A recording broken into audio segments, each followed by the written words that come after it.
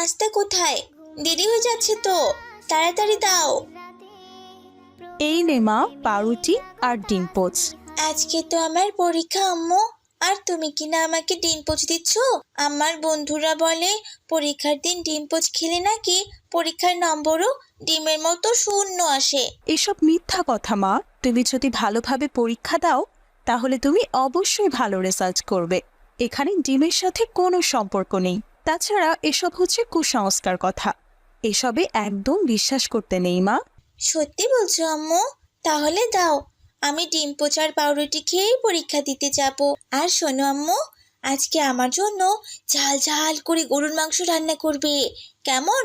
তবে বেশি ঝোল রেখো না কিন্তু, অল্প একটু ঝোল রাখবে। ওটাকে কি যেন বলে? ও হ্যাঁ, কষা মাংস। আমি স্কুল থেকে এসে কষা মাংস দিয়ে পেট ভরে ভাত খাবো, ইনশাল্লাহ। আচ্ছা ঠিক আছে মা, তাই হবে। এখন তুমি খেয়ে নাও। আর হ্যাঁ, স্কুলে যাওয়ার সময় ছাতা নিয়ে যেও। কদিন ধরে যা বৃষ্টি হচ্ছে, রাস্তাঘাটে নিশ্চয়ই অনেক পানি জমেছে। হ্যাঁ আম্মু, রাস্তায় একটু একটু পানি জমেছে, আস্তে আস্তে পানি আরো বাড়ছে। জানো তো, আমাদের স্কুলের রাস্তাও পানিতে তলিয়ে গেছে। তুমি স্কুলে যাওয়ার সময় একটু দেখে শুনে যেও মা। রাস্তায় আবার অনেক গর্ত আছে, পড়ে গিয়ে হাত পা ভেঙে ফেলো না। আর মন দিয়ে পরীক্ষা দেবে। এবার যদি তোমার রেজাল্ট ভালো হয় তাহলে আমি তোমাকে তোমার নানার বাড়িতে নিয়ে যাব। ইনশাল্লাহ আম্মু, নিশ্চয়ই ভালো হবে। এরপর জান্নাতুল খাওয়া শেষ করে ছাতা নিয়ে স্কুলে চলে যায়। জান্নাতুল স্কুলে পৌঁছতেই তুমুল জোরে বৃষ্টি হতে থাকে আর মেঘের গর্জন শোনা যায়। এমন অবস্থায় সবাই ভয় পেয়ে যায়। বাচ্চারা, তোমরা কেউ ভয় পেও না, সবাই মনোযোগ দিয়ে পরীক্ষা দাও। পরীক্ষা শেষ হলে সবাই একসাথে বাড়িতে যাবে, কারণ রাস্তার অবস্থা খুব একটা ভালো না। তার উপর আমাদের স্কুলটা আবার একেবারে নদীর পাশে, তাই সবাই সাবধান থাকবে। ম্যাডামের কথা শুনে সবাই পরীক্ষায় মন দেয়। দেখতে দেখতে সবার পরীক্ষা শেষ হয়ে যায়। বাইরে বৃষ্টি পড়ার জন্য সবাই মিলে চুপচাপ ক্লাসে বসে থাকে। ম্যাডাম, একবার জানালা দিয়ে দেখুন, আমাদের স্কুলের নিচতলা তো একেবারে ডুবে গেছে। এভাবে বৃষ্টি হতে থাকলে তো আমরা আর বাড়িতে যেতে পারবো না। আমি বাড়িতে যেতে চাই ম্যাডাম। আমার মা নিশ্চয়ই আমার জন্য অপেক্ষা করছে। আমি আর এখানে থাকবো না। আমার তো পরীক্ষা শেষ, তাই আমি এক্ষুনি বাড়িতে যাব। আরে সাহেব, তুমি কি বলছো এসব? তুমি দেখছো না স্কুলের নিচতলা একদম পানিতে ভরে গেছে? আজ তোমাদের পরীক্ষাটা দোতলায় হচ্ছে বলে তোমরা এখনো কথা বলতে পারছো, নইলে এতক্ষণ পানির নিচে হাবুডুবু খেতে হতো। ভাগ্যিস আজ অন্য কোনো ক্লাসের কোনো পরীক্ষা নেই, নইলে যে কি অবস্থা হতো তা আল্লাহ তাআলাই ভালো জানেন। তবে তোমরা কোনো চিন্তা করো না, তোমরা সবাই চুপচাপ করে বসো। আমি তোমাদের মারুফ স্যারের সাথে কথা বলে দেখি একটা উপায় বের করা যায় কিনা। এই বলে সাবিহা ম্যাডাম মারুফ স্যারের অফিস রুমে যায় আর পরামর্শ করতে থাকে। স্যার, এভাবে বেশিক্ষণ চলতে থাকলে তো বাচ্চারা সবাই ভয় পেয়ে যাবে। কিছু একটা উপায় তো বের করতেই হবে। আর তাছাড়া বাচ্চারা বাড়িতে না ফিরে আমরা ওদেরকে রেখে কিভাবে বাড়িতে যাই বলুন তো? সেটা তো আমিও ভাবছি। তার উপর দোতলার অবস্থা ভালো থাকলেও নিচতলায় তো পানি জমে গেছে, আমরাই তো বের হতে পারবো না। এর মধ্যে স্টুডেন্টদের কিভাবে বাড়িতে পাঠাবো? যদি কেউ পানিতে ডুবে যায় তখন কি হবে বলেন তো? তাই বৃষ্টি থামা না অবধি আমাদের এখানেই থাকতে হবে। আর সব স্টুডেন্টদের বাবা মার সাথে যোগাযোগ করতে হবে, যাতে তারা একটা ব্যবস্থা করে তাদের ছেলে মেয়েদেরকে বাড়িতে নিয়ে যায়। ঠিক বলেছেন স্যার। স্টুডেন্টরা নিরাপদে বাড়িতে না ফিরলে আমরা বাড়িতে ফিরবো না। ওদের বাবা মা তো আমাদের উপর ভরসা করেই এখানে পাঠায় বলুন। আল্লাহ, তুমি একটু সাহায্য করো। ঠিক আছে স্যার, আপনি ওদের বাবা মায়ের সাথে যোগাযোগ করুন, আর আমি বাচ্চাগুলোকে একটু সান্ত্বনা দিয়ে আসি, নয়তো আবার ওরা ভয় পাবে। এভাবেই সাবিহা ম্যাডাম মারুফ স্যারের সাথে কথা বলছিলেন, আর এদিকে স্কুলের বাচ্চারা তো ভয়ে কাঁপছে। এখানে আর কতক্ষণ বসে থাকবো? আমার একদম ভালো লাগছে না। আমি বাড়িতে যেতে চাই। আল্লাহ, তুমি সাহায্য করো। এই জান্নাতুল, তোর চিন্তা হচ্ছে না? তখন থেকে দেখছি তুই কে যেন বিড়বিড় করে বলছিস। তুই কি বলছিস রে? আমি তো আল্লাহর কাছে দোয়া করছি যেন বৃষ্টিটা থেমে যায়। আল্লাহ তাআলা যেন এই বৃষ্টি দিয়ে আমাদের ধ্বংস না করেন। তুইও দোয়া কর রে। বিপদের সময় ভয় না পেয়ে দোয়া করলে আল্লাহ তাআলা নিশ্চয়ই সাহায্য করবেন, আর আমরা সবাই বাড়িতে ফিরতে পারবো, ইনশাআল্লাহ। আচ্ছা ঠিক আছে, তবে আমি তো দোয়া পারি না, তুই আমাকে শিখিয়ে দে। ঠিক আছে।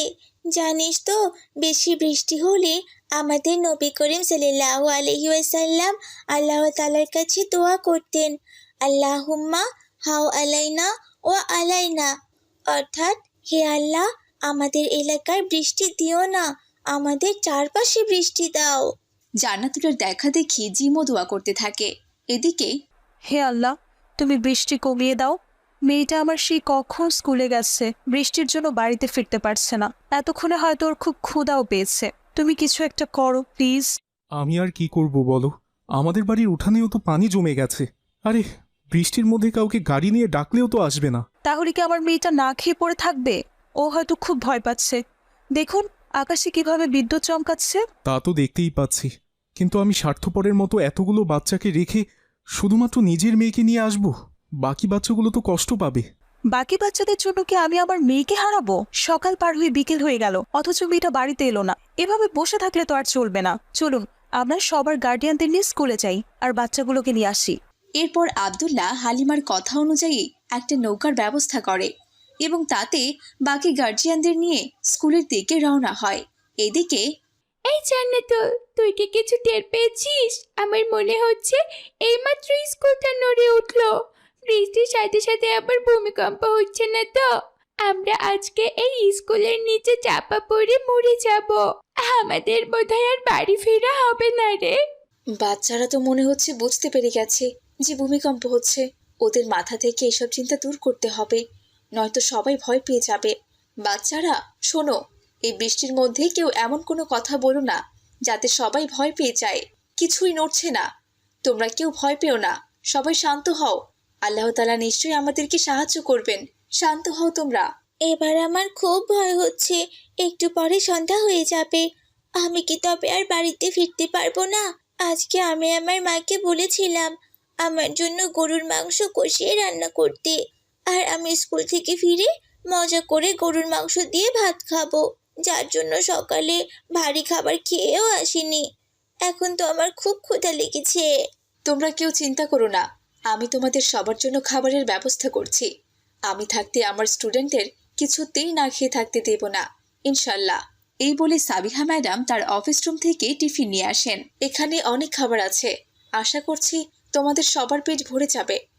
কিন্তু ম্যাডাম, আপনার টিফিন সব আমাদের দিয়ে দিলে আপনি কি খাবেন? আমরা তো আমাদের টিফিন অনেক আগেই খেয়ে ফেলেছি, এখন আবার আপনার টিফিনও আমরা খাবো? পরে যদি আপনার ক্ষুধা পায় তখন কি করবেন?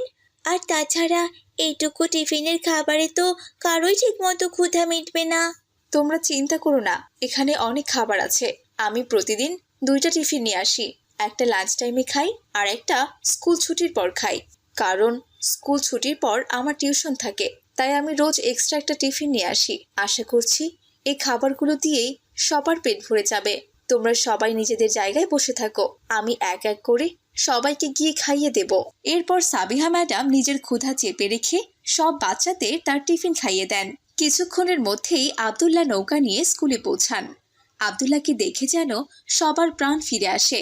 এক এক করে সবাই নৌকায় ওঠে। তারা সবাই নৌকায় ওঠার পর কিছুক্ষণের মধ্যেই পুরো স্কুলটি ভেঙে পড়ে। আব্দুল্লাহ ভাই, আপনি না আসলে আজকে যে কি হতো! আল্লাহ আমাদের সাহায্য করার জন্যই হয়তো আপনাকে পাঠিয়েছেন। তাছাড়া স্কুলটি নদীর পাড়ে হওয়ায় একটু বৃষ্টিতেই পানি উঠে যায়, তার উপর কিছুক্ষণ পরপর ভূমিকম্প হচ্ছিল। আমি তো ভেবেছিলাম আজকে হয়তো আমরা সবাই মরে যাব, কিন্তু আল্লাহ তাআলার মেহেরবানিতে আমরা সবাই বেঁচে আছি, আলহামদুলিল্লাহ। গ্রাম পঞ্চায়েত স্কুল বানানোর টাকার অর্ধেক নিজের পকেটে নিয়ে আর বাকি অর্ধেক দিয়ে স্কুল বানিয়েছে, তার জন্যই আজকে স্কুলের এই অবস্থা। বৃষ্টি থেমে গেলে আমি গ্রাম পঞ্চায়েতের কাছে নোটিশ পাঠাবো, যেন সরকার থেকে আসা পুরো টাকা দিয়ে আবারও নতুন করে একটি স্কুল তৈরি করা হয়। ম্যাডামের এমন কথা শুনে সবাই খুশি হয়ে যায় এবং নিরাপদে যে যার বাড়িতে চলে যায়।